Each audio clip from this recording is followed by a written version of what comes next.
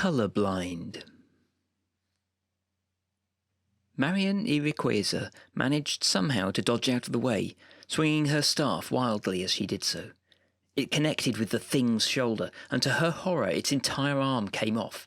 It just broke apart into lumps of dry meat, splintered bone and ash. Despite the crippling injury, the thing didn't stop. A mortal would at least have recoiled in pain, but the thing simply reached for her with its remaining arm, its face horribly blank. She ducked away, ran, kicking up dust and ash that made her eyes water. The thing pursued a few steps, then seemed to lose interest, instead stumbling to join the group surrounding the remaining Kohan. She risked a glance behind her. 2 were down, only poor brave Mika still fighting on, buying her the time she needed to escape. She let out a strangled sob when she saw him go down under the mass of parched bodies. She was alone now, except for these horrible parched creatures. Alone in this terrible blight, sucked dry of life and colour by some terrible winter magic. She needed to survive, needed to tell people what they'd learned, or the deaths of the Kohan and her fellow Hakima would have been pointless. One of the horrors that attacked them was unlike the others, something new, something they hadn't seen before. It held back when the pack of dehydrated horrors had come stumbling forward through the dead, bone-dry trees, letting the others engage the Kohan. While there was still a little colour in the garb of the other parched ones, this one wore a simple, very unfreeborn black hooded robe, a stark contrast to its sun-baked, flaking, ashen skin. During the attack, it had raised a stick-thin finger and pointed toward her, specifically, letting out a terrible hissing groaning noise that all but froze them in place. She felt it draining all the strength from her, leaving her unable to think straight. Even if she had the energy for another spell, she doubted she could concentrate enough to cast it. The others had to be warned. Marion couldn't run any more. She crouched behind a ruined stone wall, desperately trying to catch her breath, wishing she had some water left to clear her eyes and soothe her ragged throat. She gasped and squeezed her eyes shut, hoping that when the end came it would be quick. A heavy hand fell on her shoulder and she was jerked unceremoniously to her feet. Not one of the horrors, but a compact woman dressed entirely in black apart from a silver pin on her lapel in the shape of a marrowwort bloom. About all Marion could see of her face were her eyes, full of a maniacal energy, sandwiched between a peculiar long-nosed leather mask that covered her mouth, nose and chin, and a broad-brimmed hat. The woman spat a few words, invoking the Gancio River and asking it to wash away her pains. "Are you all right?" asked the League woman briskly. The spell had taken barely a moment to cast, and Marion felt the fog of confusion clearing, the terrible weariness lifting from her. "I think so," she stammered. "Good," said the newcomer. "Then run." They ran. The League magician had a death grip on her hand, dragging the freeborn magician in her wake as she sprinted through the dead trees. Behind them, a dreadful, multi-throated, rattling groan told her the parched were in pursuit, stumbling full tilt after them. "We're nearly out," shouted her rescuer, without looking round, putting on a burst of speed that Marion just managed to match, her heart pounding in her chest. "I'm Dr. von Holberg, by the way. What's your name?" Marion Iroquoisa," she gasped, her lungs burning. Only a bubbling cocktail of terror and desperation giving her the strength to keep up. "Nice to meet you, Marion Iroquoisa." Up ahead, Marion saw the edge of the blight. A quartet of League archers, crossbows at the ready, and 2 Urizeni sentinels in glittering crystalline mage armour held defensive positions at the mouth of a narrow gully. Behind them she could just make out a cluster of tents, a white cup-on-green flag fluttering in the air above them. "Now run for your life!" Overview. Following the autumn equinox last year, a strange blight was found to be growing at the heart of the great grasses in Madruga. Following a timely warning from the Freeborn Assembly, initial investigations discovered that the blight was home to and being spread by horrible desiccated monsters that might once have been human. The Hakima who first examined the site asked the Imperial Conclave to send one of the Orders to help them. Fausta Ankarien, Grand Master of the Silver Chalice, volunteered their own order to offer assistance, and the Conclave concurred. The Archmage of Spring, Ibis Briarheart, also asked Lord Rain to provide aid if he could, and while busy all over the Empire following the invocation of an imperial enchantment, he duly sent some of his friends and heralds to see how they could help. As the spring equinox draws closer, the results of the extended investigation and efforts to deal with the blight bear some dry, bitter fruit. Diagnosis. The first step towards curing any sickness is understanding it. The investigations of the Silver Chalice have revealed several pieces of disquieting information. They have uncovered the source of the phenomenon, the origin point of the torrent of dry, choking malice that threatens to overcome the grasses, and it seems any solution will need to deal with this. The undead husks that have been observed in the areas overtaken by the blight feed somehow on the moisture inside all living things. The appearance of the husks, referred to variously by Silver Chalice magicians as Ashwalkers and the Parched, are nothing like the more familiar unliving husks produced by quickening cold meat. Nor are they like the unfortunate victims of the virus lunare, where a spirit is temporarily bound into their own dead or dying flesh and driven mad. These things are formed from those that have died within the desertified land, but only those who have specifically come into contact with one of the parched. The land is making people sick with thirst, but it's these desiccated monsters that are creating more of their kind. After some time working in triage and treatment of the afflicted, they have ascertained that in effect the thirst, when it sets about someone, works similarly to a traumatic wound. It can be treated reasonably easily. Fresh, clean water poured liberally into any open sores on the body, accompanied by rigorous hydration, is effective at purging the curse, provided it has not spread too far. This is difficult to apply at scale, and were the desert to reach a well-populated area, the situation would become dire very quickly. It's almost impossible to apply within the area of the blight. All standing bodies of water are absorbed. Fresh water brought into the blighted area attracts the ashwalkers in large numbers, and they greedily consume it. The parched are not simply victims, however. Their presence perpetuates and sustains the thirsting desert. Removing the blight while they are still present in numbers will be all but impossible. Several Kohan guarding the magicians of the chalice report encounters with a small number of extremely powerful dry ones.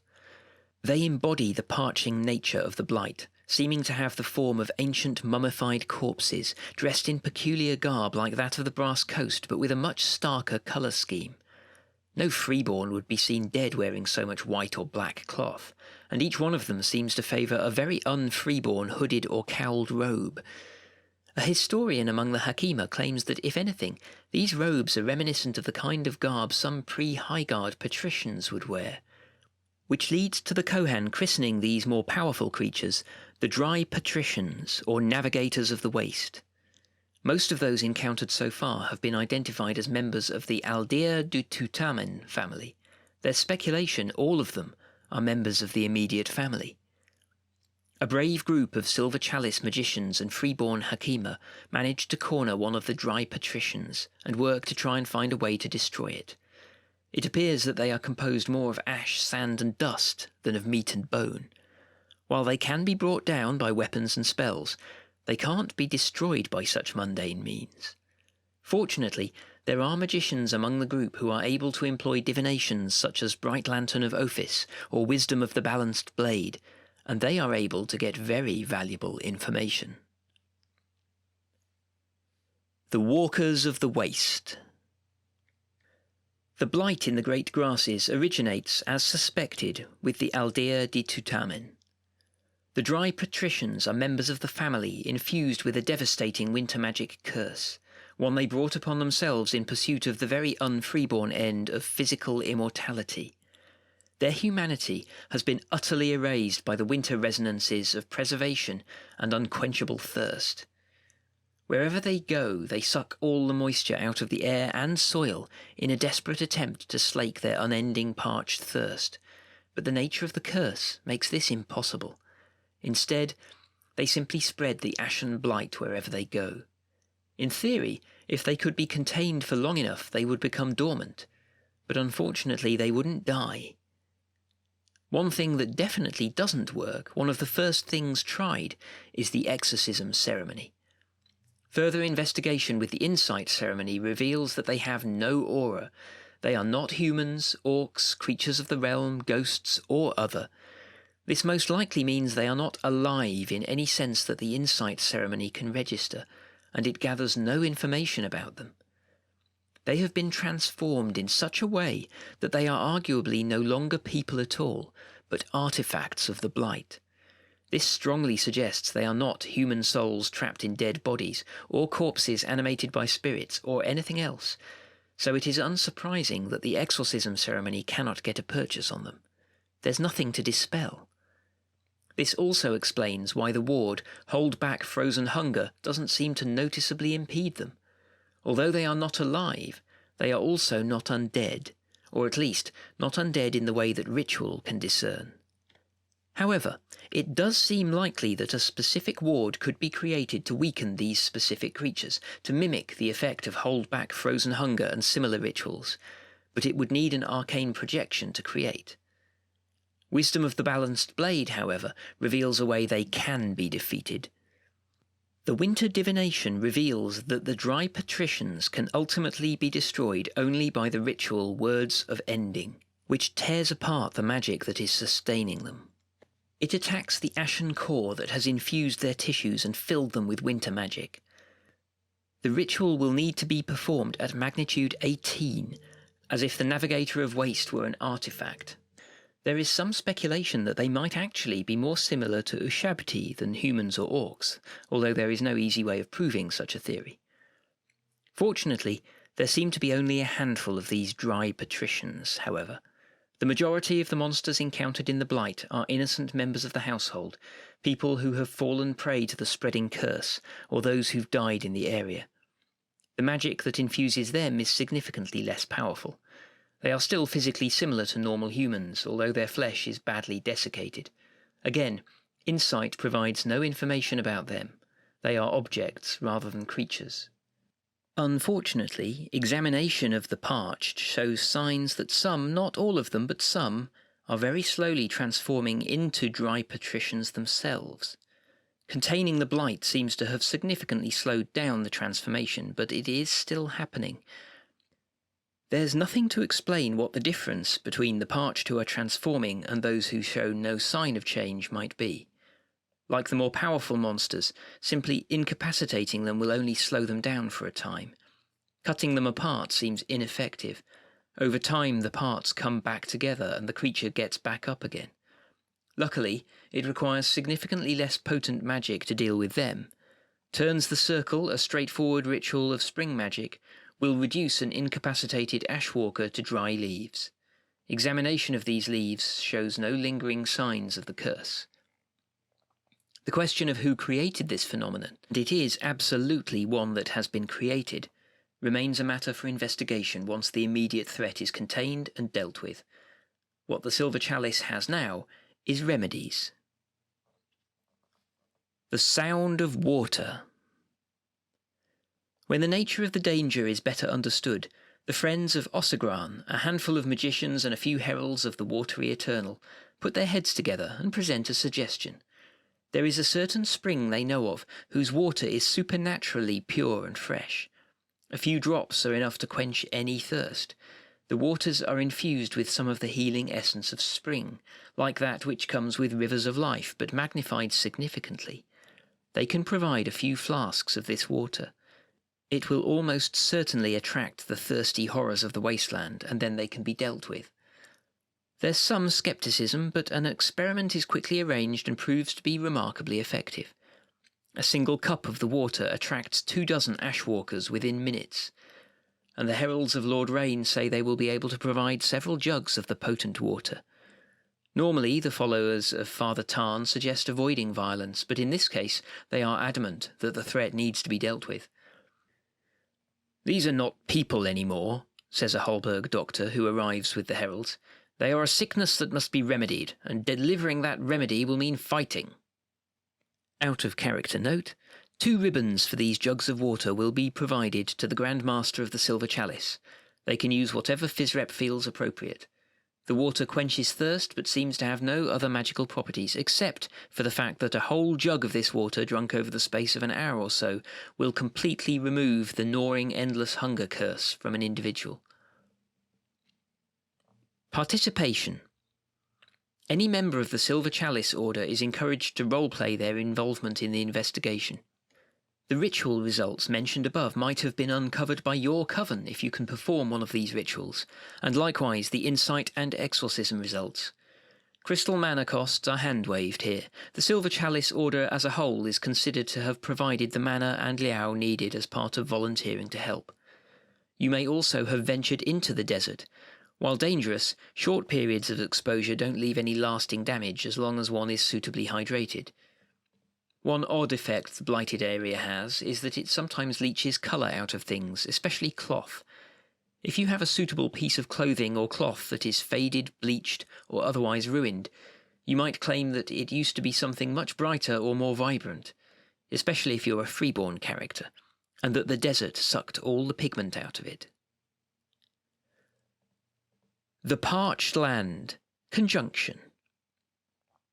So far, none of the dry patricians have been destroyed, and even uncovering the information about how it might be done has claimed several lives. It's clear that direct, decisive action is called for. Without the navigators of the waste, the parched will be less of a problem, and it may become possible to either remove the blight or permanently contain it. The water provided by Ossagran will allow the Silver Chalice to quickly attract one or more of the remaining dry patricians to one spot, and present a chance to deal with them once and for all. It will also, unfortunately, attract ashwalkers that will also need to be dealt with. A conjunction of the Sentinel Gate has been located to an area on the very edge of the blight, deep within the great grasses. Luring the dry patricians and their minions out of the blight proper is risky, and will likely see the area where the fight takes place destroyed, even if the Silver Chalice heroes are victorious. But fighting them within the boundary of the blight itself is riskier still.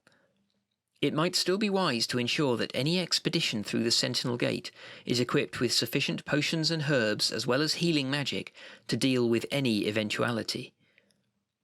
Success will discover just how hard it is to unmake the dry patricians, and that information will allow other covens to use similar methods to deal with a number of the creatures.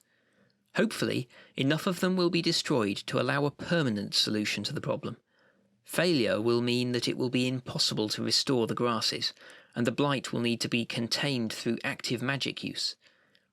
Success will not on its own restore the grasses, but it will turn a critical problem into a chronic one. The triage will be over, and the recovery will begin. The question of who is ultimately responsible for this disaster remains open.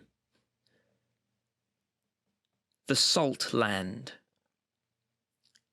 Regrow the land's heart can hold the blight in check, but it shows no signs of being able to reverse it.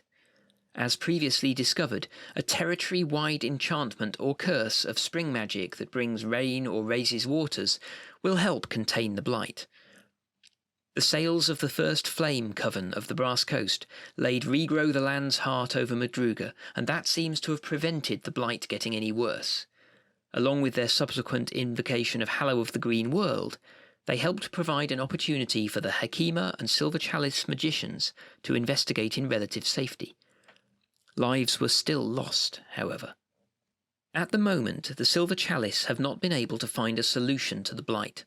For the time being, it would be wise to continue to use ritual magic to protect the rest of the great grasses, and ultimately Madruga, from being transformed into a dead desert. Some of the Navarre members of the Silver Chalice involved in the investigation draw unsettling parallels between the Blight and the Valorn. It's clear they are quick to point out that this isn't an equivalent threat. The problem is that once the winter magic has sucked all the life and moisture out of an area, it is incredibly hard to restore that area. The magic is constantly renewing itself, or as one Urizen Stargazer points out, it is as if the desiccated area is no longer entirely part of the mortal world, but an extrusion from the winter realm itself. Nobody likes that idea, and the Stargazer can't back it up with any evidence, fortunately, but it's still a bit worrying. For now, though, Everything hinges on the outcome of the trip through the Sentinel Gate. After that, there may be future opportunities to come up with a more permanent way to contain the blight, or replenish the land it has devoured. Unanswered questions. The blight itself is clearly a curse, and Wisdom of the Balanced Blade provides some limited answers. The curse sucks all the life out of the land, turning it into a desert of ash and dust. It is spread by the desiccated monsters, dry patricians and ashwalkers alike. It will last indefinitely if nobody interferes. It can be removed, but it will require a lot of water, and the desiccated monsters will need to be dealt with first. It can be made worse if more people go into the area, become infected with the curse of the parched, and turn into monsters themselves. It would also be made worse if any ritual that desiccates, dries, or destroys water were laid over the area, such as the flower is withered on the stalk, coincidentally just entered into imperial law by the Conclave. The curse ultimately comes from the dry monsters themselves. They spread it. The curse on the monsters, the navigators of the waste and the parched, provides similar results. They are a vector for a curse, and it fills them up with winter magic. The curse will last indefinitely unless it is removed. It can be removed with ritual magic. Words of Ending for the dry patricians turns the circle for the ashwalkers. Rituals that desiccate or destroy water will make the curse worse, just as they will worsen the blight itself. The curse has come from the Winter Realm itself, not an eternal, but from the magical realm sometimes called the Wasteland. How it got from there to here, Wisdom of the Balanced Blade does not reveal. The only clue is that the blight clearly started at the isolated estate of the Aldea de Tutamen.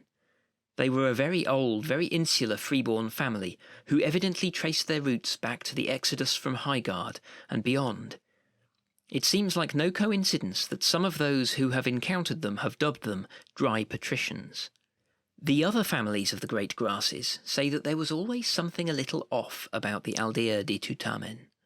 They often didn't append the name of one of the 3 founders to their name, for example, and they rarely invited Sutanir to help them celebrate the important moments that life throws up. Beyond that, and the fact they raised sheep and traded sheep products at the markets in Sirok and Kuzar, nobody really knows a lot about them. It may be that they're victims of malice, or that they brought this on themselves, or that some kind of accident has set their transformation and the creation of the blight in motion. Actually getting to their estates is impossible at this time, and there's no certainty there would be anything to find there anyway. Depending on the success of the Imperial heroes during the Equinox, it might be possible to launch an expedition to their estate, but for now, whatever evidence lies there, if any, is beyond the reach of even the Silver Chalice. One possibility might be to commission historical research into the Aldea de Tutamen. In theory, it is also possible that one of the rituals that gains guidance from an Eternal, swim Leviathan's depth, clear counsel of the ever-flowing river, or combing the beach, might help. But those rituals have significant restrictions on what they can uncover. The first has already been tried, and Leviathan has confirmed that he knows nothing. There is no underlying historical root cause for the blight's appearance that he is aware of. Of the other 2, the clear counsel to ask Sung for her assistance with a mystery might be the most effective, but any answer the enigmatic Eternal provides will no doubt need extensive interpretation. One of the Winter Eternals might know more, especially given the Blight's obvious connection to the Winter Realm, but they're notoriously closed-mouthed about things like this, and judging by the information gained through Wisdom of the Balanced Blade, it doesn't seem the curse is directly connected to any of the inhabitants of the Wasteland.